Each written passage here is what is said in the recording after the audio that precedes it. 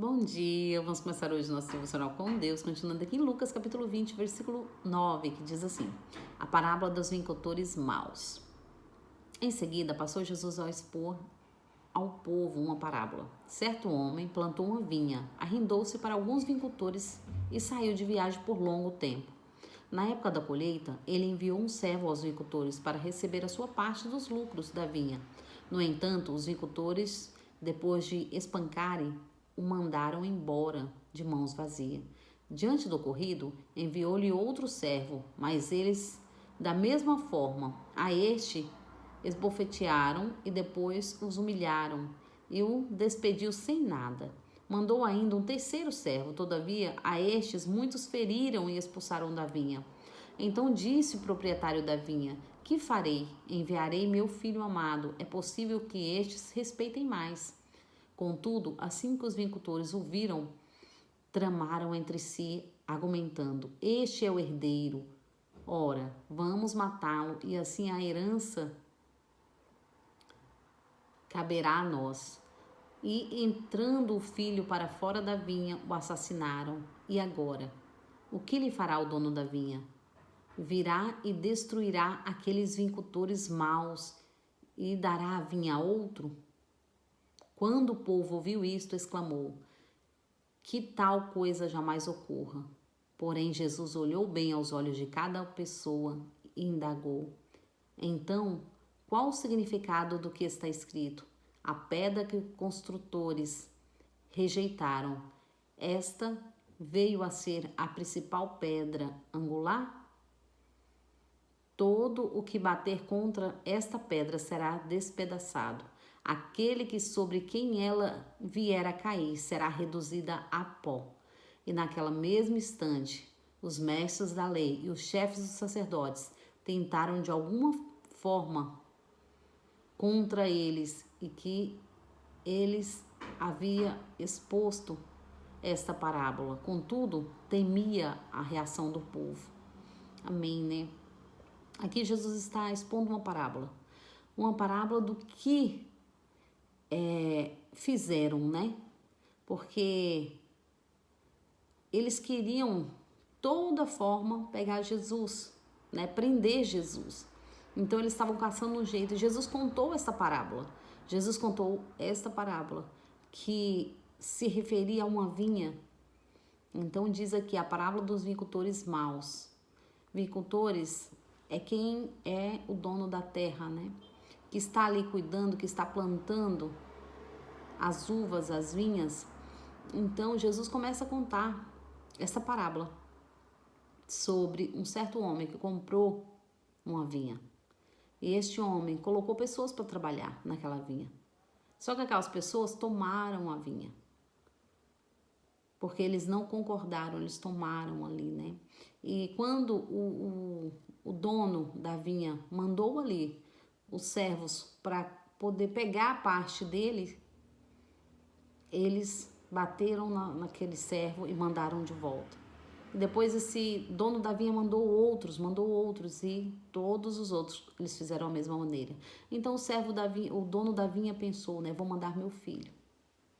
Assim é Deus comigo e com você, né? O Senhor mandou o filho dele para sofrer, para dar a sua vida por mim e por você.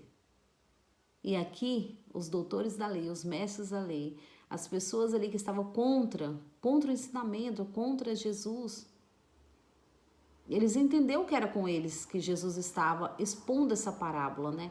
Porque aqui Jesus começou a expor essa parábola diante de todos.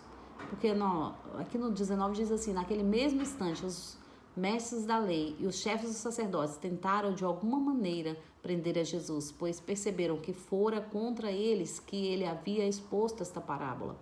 Então eles tentaram prender Jesus, porque Jesus estava falando dele próprio, que ele tinha vindo, que Deus tinha o enviado, mas que eles não aceitaram. Assim como eles não tinham aceitado os profetas antes de Jesus, né? E eles tinham feito da mesma maneira.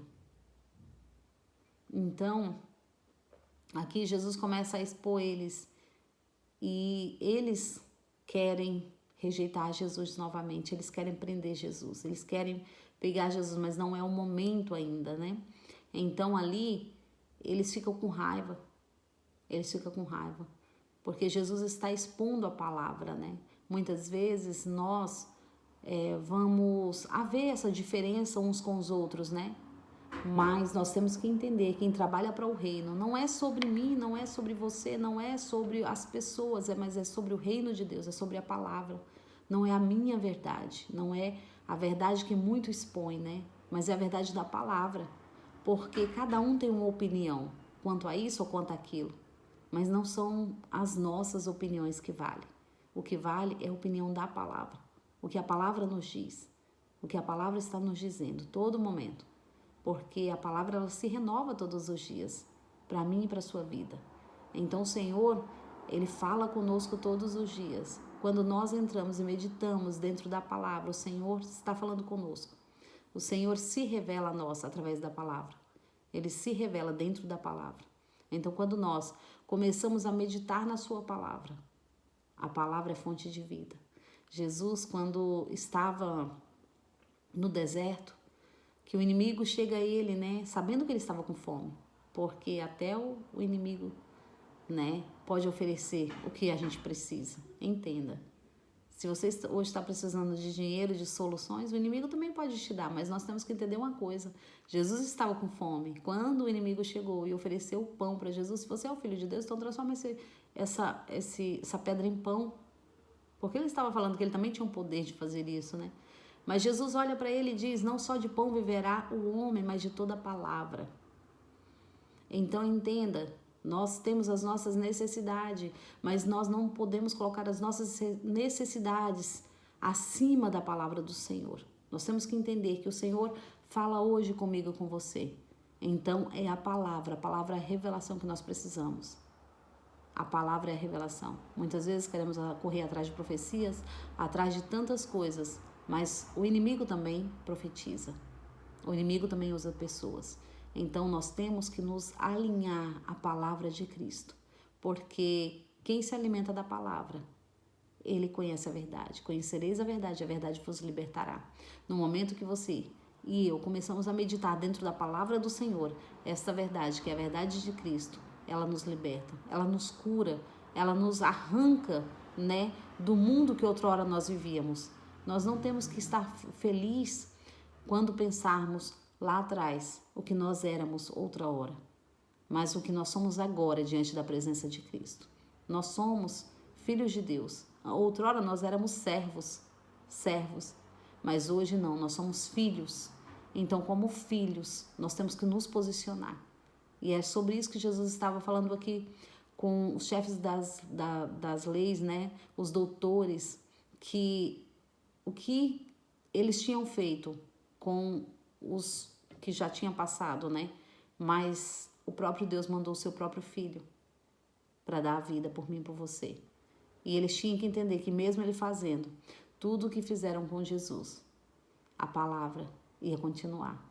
O Senhor já havia escrito tudo. Então já havia sido tudo determinado.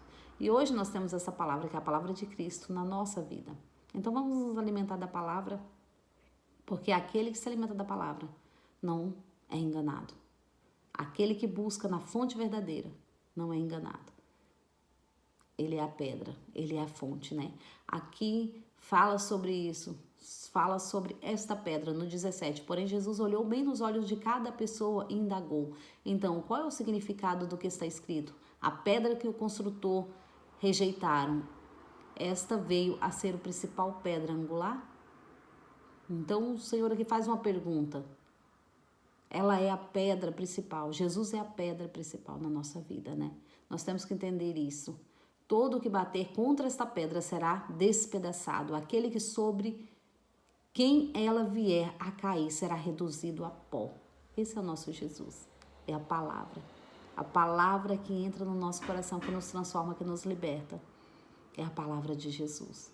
Quem for contra a igreja, quem for contra a palavra do Senhor, quem está indo contra Jesus. Quando nós entendermos que nós temos um Pai, que nós somos filhos de Deus, nós então entendemos que outrora nós éramos servos, já não mais servos, somos filhos. E o filho tem um pai. Pai é quem cuida, pai é quem ama. E eu quero deixar hoje nessa meditação dessa palavra maravilhosa para mim e para sua vida. Amém? Agradeço a todos por terem me ouvido até aqui. Tenham um ótimo dia, abençoado por Deus, em nome de Jesus.